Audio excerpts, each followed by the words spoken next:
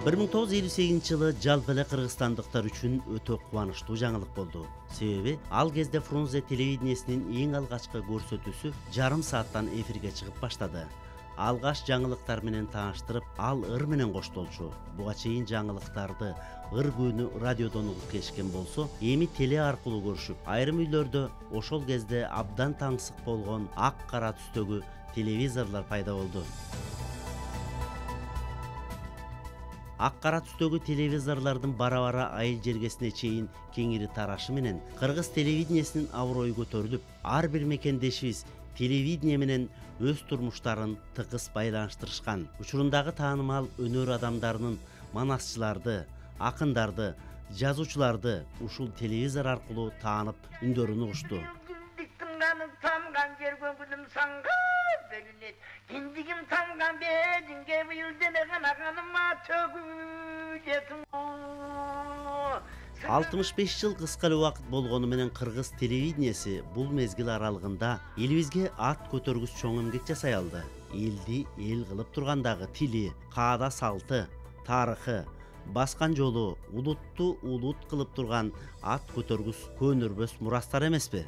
Буларды жайылтууда телевидениенин орду өзгөчө.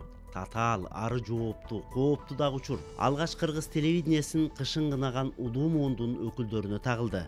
Акырындык менен телчигип тамтуң баскан телевидениебиз бул жылдар аралыгында материалдык техникалык базасын түзүп, чыңап, жаңыртып, аны заманбап шарттарга жараша ылайыктап, ал турсун ага татыктуу кадрларды дагы окутуп такшалтуунун аракетинде болду. Мамлекетибиздеги болуп жаткан өзгөрүүлөр, эки жолу эл тарабынан бийликтин алмашылышы, кыргыз телевидениесинин ишине дагы таасир берип, түп тамырынан бери өзгөрттү. Мунун дагы өзүнүн объективдүү себептери болду. 2005 жылы коомдук телерадио берүү корпорациясы болуп түзүлгөн. Бирок бул коомдук аталышы канчалык деңгээлде өзүн актагандыгын же актабагандыгын саясий серепчилер, аналитиктер айтышар. Кыргыз телевидениеси жөнүндө жогорку кеңеште мыйзамдардын каралышына, кабыл алынышына түздөн түз катышып жүргөн адам катары Абдыкадыр Султанбаевдин дагы өз пикири бар. Биз белгилеп айтышыбыз керек, азыркы өлкө жетекчилери ошо көрүүчүлөр менен эл менен мышык-чышкан ойной эле мынакей улуттук идеологиянын болушун, мамлекеттик кызыкчылыктын болушун жогору коюп, кайра мына улуттук телерадио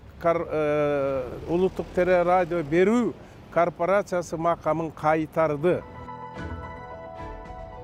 Мамлекетибиздеги массалык маалымат каражаттарынын флагманы болуп көч башында келе жаткан кыргыз телевидениесинин алдындагы зор милдет улуттун, мамлекеттин кызыкчылыгын биринчи планга коюу, каада салт, үрүп адат, өнөр, манасчылык, төкмөлүк, ырчылык окшогон баалуулуктарыбызды даңазалоону колго алып келди. Теле берүүлөрдүн контентин жакшыртууга, сапаттык деңгээлин көтөрүүгө, көрүүчүлөрдүн кызыгып туруусун пайда кылган ар кандай багыттагы берүүлөрдү уюштурууга мүмкүнчүлүк түзүп жатат. Улуттук канал Кудай буйруза өзүнүн мына ушундай жакшы берүүлөрү менен көрүүчүлөрдүн назарына илине берет.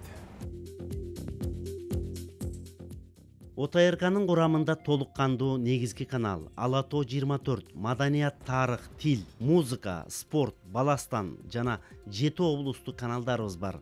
Улуттук канал макамынын бекиши менен кыргыз телевидениесинин ички структурасындагы өзгөрүүлөр, материалдык базанын жаңырышы, кадрлык өзгөрүүлөр, кызматкерлердин айлык акысынын көбөйүшү окшогон бир катар олуттуу иштер аткарылды. Улуттук телерадио берүү корпорациясынын тарыхы мамлекеттин тарыхы менен байланышта.